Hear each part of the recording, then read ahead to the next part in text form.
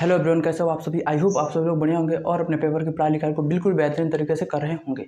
तो मेरे भाई, आज का टॉपिक जो है बेहद इंपॉर्टेंट होने वाला है, क्योंकि जो है आप जो भी एग्जाम देने जाते हैं, चाहे बिहार पुलिस हो, चाहे जो है एसएससी हो, चाहे जो है एनटीपीसी हो, रेलवे हो, चाहे मेरे भाई यूपी पुलिस हो, हर एक एग्जाम में जो है पुस्तक और उसके लेखक से संबंधित प्रश्न पूछे जाते हैं। ठीक है, तो पुस्तक भी जो है कई टाइप के हो जाते हैं, जैसे जो है एंशियंट बुक कुछ हो जाती है, ठीक है, कुछ जो है मेडाइवल बुक हो जाती है, कुछ जो है मॉडर्न बुक हो जाती है। ठीक है, तो आज हम लोग देखेंगे मेडाइवल जो है हिस्ट्री के जो भी इंपॉर्टेंट बुक है उनके बारे में आज हम लोग डिस्कस करने वाले हैं। ठीक है मेरे भाई, तो मेडाइवल हिस्ट्री यानी मध्यकालीन इतिहास की पुस्तकें ये जो हमने लिख रखा है। ठीक है, और यकीन मानिए मेरे भाई, आपसे जब भी प्रश्न पूछेगा मध्यकाल इतिहास की पुस्तकों से संबंधित, तो इन्हीं में से प्रश्न पूछेगा, इससे बाहर नहीं जाएगा। ये मेरा 200% का गारंटी है। ठीक है, बस आप लोग वीडियो को अंत तक देखना और जो भी हम बता रहे हैं उसको आप लोग नोट डाउन कर लेना। ठीक है, बाकी आपको जो है एक भी प्रश्न जो है किसी भी एग्जाम जो है नहीं छूटेगा और आप लोग रिवीजन करते रहना उसको। ठीक है, तो चलिए हम देख लेते हैं मेरे भाई।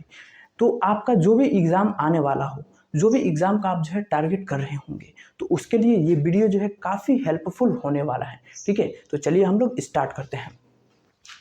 तो जैसा कि हमने लिख रखा है मेरे भाई, क्या तो मध्यकालीन इतिहास की प्रमुख पुस्तकें। ठीक है, तो चलिए हम लोग इसके बारे में देख लेते हैं। पहला जो है आता है मेरे भाई अल-बरूनी, काफ़ी फेमस है, किताबुल हिंद, या इसी को हम कहते हैं तहकीक ए हिंद। इस पुस्तक के लेखक कौन हो जाते हैं? तो अल-बरूनी हो जाते हैं। किताबुल हिंद, तहकीक ए हिंद, इसके लेखक कौन हो जाते हैं? अल-बरूनी हो जाते हैं। दूसरा आता है शाहनामा। शाहनामा बुक के लेखक कौन हो जाते हैं? फिरदौसी। कौन हो जाते हैं मेरे भाई? तो कौन, देखिए ये हो जाएगा लेखक और ये हो जाएगा किताब।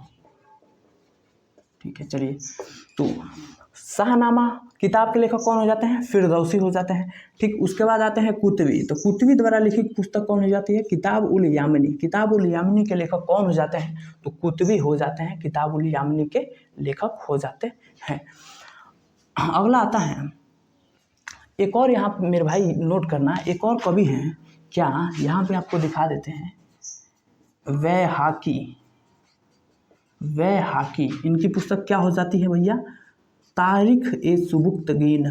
तारीख ए सुबुक्तगीन इसके लेखक को हो जाते हैं, पुस्तक हो जाते हैं। ठीक है, तो चलिए, ये तीनों जो कवि हैं, अल-बरूनी, फिरदौसी, कुतबी और वैहाकी, ये सब कौन हो जाते हैं? तो महमूद गजनवी जो होता है आक्रमणकारी, उसी के दरबारी कवि हो जाते हैं चारों।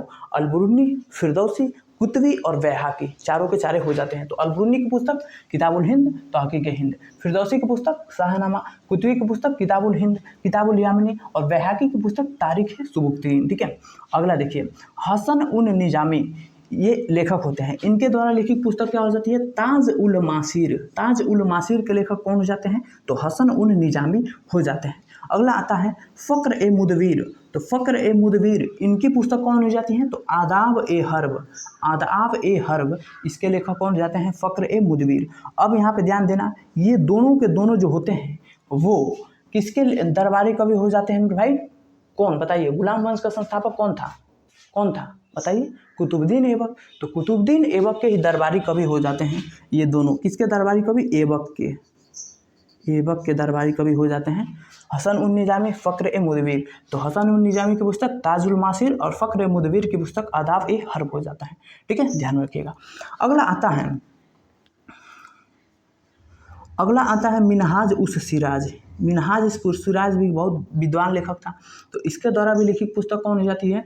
तबकात ए नासिरी। तो तबकात ए नासिरी के लेखक कौन हो जाता है? तो मिनहाज उस सिराज जो है तबकात ए नासिरी के लेखक हो जाता है। और जो है ये मिनहाज उस सिराज था ना, यह इल्तुतमिश का दरबारी कवि था। किसका था बाबू? तो इल्तुतमिश का दरबारी कवि हो जाता है कौन? मिनहाज उस सिराज। अब देखिए, इब्न बतूता के लेखक कौन हो जाते हैं? तो इब्न बतूता जो कवि होता है उसके द्वारा लिखी पुस्तक क्या हो जाती है? रहेला। तो अगर आपसे पूछ दे कि रहेला पुस्तक के लेखक कौन था, तो इब्न बतूता था।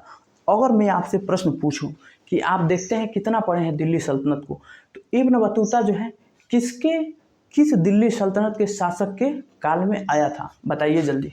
तो किसके काल में आया था मेरे भाई? MBT मोहम्मद बिन तुगलक के दरबार में आया था। 1333 में इब्न बतूता मोहम्मद बिन तुगलक के दरबार में आया था और 8 वर्षों तक जो है रहा था। और मोहम्मद बिन तुगलक ने जो है इसे दिल्ली का काजी नियुक्त किया था इब्न बतूता को। और यही मोहम्मद बिन तुगलक ने क्या किया था, तो 1342 में जो है राजदूत बनाकर जो है उसे चाइना भी भेजा था इब्न बतूता का। तो देखिए 5-6 प्रश्न बता दिए, आप नोट डाउन करते रहिए, सुनते रहिए। चलिए अगला आता है अमीर खुसरो। अमीर खुसरो का लेखक अमीर खुसरो द्वारा लिखी पुस्तक क्या हो जाती है, नूह सिफिर और खजाइन उल फुतूह। इन दोनों पुस्तकों के लेखक कौन हो जाता है, तो अमीर खुसरो हो जाता है। ठीक है, अगर मैं आपसे पूछूं कि अमीर खुसरो जो है किसके दरबार का कवि था, तो अमीर खुसरो किसके दरबार का हो जाता है, अलाउद्दीन खिलजी। अलाउद्दीन खिलजी का दरबारी कवि था कौन, तो अमीर खुसरो। ठीक है, चलिए अगला देखिए बाबर द्वारा लिखी पुस्तक क्या हो जाती है, बाबरनामा। इसमें बाबर की आत्मकथा है। ठीक है, अगला आता है गुलबदन बेगम इसके द्वारा लिखी पुस्तक हुमायूंनामा। ये कौन थी, गुलबदन बेगम हुमायूं की बहन थी और इसीलिए हुमायूं की आत्मकथा हुमायूंनामा को जो है लिखा है। याद रहेगा बबुआ। चलिए अगला देखिए आईने अकबरी और अकबरनामा। इन दोनों पुस्तक के लेखक कौन हो जाता है, तो अबुल फजल हो जाता है। आईने अकबरी और अकबरनामा के लेखक कौन हो जाता है, तो अबुल फजल हो जाता है। ठीक है, चलिए अगला आता है तबकात ए नासिरी पुस्तक के लेखक कौन हो जाता है, तो इसके लेखक हो जाता है निजामुद्दीन अहमद। तबकात ए नासिरी के लेखक कौन हो जाता है, तो निजामुद्दीन अहमद। ठीक है, अगला फिर आता है आशिका पुस्तक के लेखक कौन हो जाता है, तो जो है अमीर खुसरो हो जाते हैं। ठीक है, और बैहाकी द्वारा लिखी पुस्तक कौन हो जाती है, तारीख-ए-सुबुक्तगीन। समझ में आया क्या। चलिए तो यही है 14 इंपॉर्टेंट बुक मध्यकालीन इतिहास का, जिसको आपको जो है टिप्स पर रखना चाहिए, याद रखना चाहिए, क्योंकि मेरे भाई यही से प्रश्न बनेगा मध्यकालीन इतिहास से पुस्तकों में। ठीक है, इससे बाहर जो है जा ही नहीं सकता, यकीन मानिए भैया। ठीक है, समझ में आया। तो आप क्या करिए भैया, तो इसको स्क्रीनशॉट ले लीजिए, काफ़ी इंपॉर्टेंट है, यहीं से प्रश्न आपके एग्जाम में बनेगा। ठीक है, ये मेरा वादा है। ठीक है, चलिए बाकी आप बताना वीडियो कैसा लगा। अगर आप नए हो तो वीडियो को लाइक करना, प्लीज़ दोस्तों चैनल को सब्सक्राइब करना। आपके सपोर्ट की बहुत ज़्यादा ज़रूरत है, बहुत ज़्यादा गर्मी होने के कारण वीडियो को लंबा नहीं करेंगे। ठीक है, और जो भी डाउट हो कमेंट बॉक्स में बताना, और जिस भी टॉपिक पर अगर आपको वीडियो चाहिए तो कमेंट करना, हम उस पर वीडियो ज़रूर लाएंगे। ठीक है, तो बस आज के वीडियो में इतना ही। बाकी आप लोग पढ़ते रहिए, मुस्कुराते रहिए, एग्जाम की तैयारी बेहतरीन तरीके से करते रहिए, माता पिता का नाम रोशन करते रहिए, और इस अपने भाई को सपोर्ट करिए, एजुकेशन शादी को प्यार और सपोर्ट देते रहिए। तब तक के लिए जय हिंद, लव यू।